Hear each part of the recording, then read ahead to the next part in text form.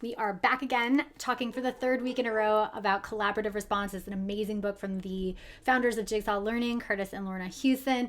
And today we're specifically getting into a resource they shared from one of the schools that they work with that they actually use to practice distilling down into a key issue. So we've talked about in the past 2 videos. If you have not listened to them, go back and listen to them. Start engaging with the podcast episode that just dropped yesterday with Curtis Hewson on the Time for Teachership podcast, my podcast.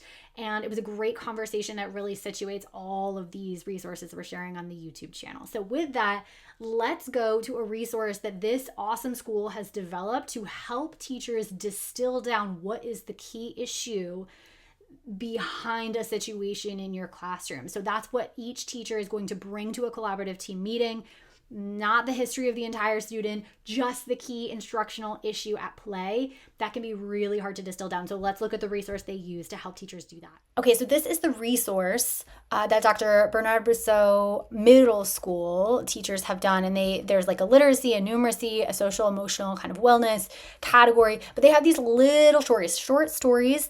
And then I assume that they use this in prompts with teachers to discuss like what is the key issue underlying that, right? And so they have identified the key issue here. But if you were a leader, team leader, department chair, whatever it is, I think this could be really helpful if you're noticing that teachers are kind of going down the path of explaining all the logistics of a particular student and the contextual factors. And we really just need to get to the key issue because that is a major piece of the collaborative response process and collaborative team meetings. I also just want to name that this is the Jigsaw Learning page, collaborative team meetings, that we will link in the description. All of the resource I just showed, as well as the other resources that you can access, are all on here. There are so many templates and so many things that the different schools that Jigsaw Learning works with have shared so that others can use them, adapt them, and grow their instructional practice. I'm super jazzed about all things Jigsaw Learning and collaborative team meetings.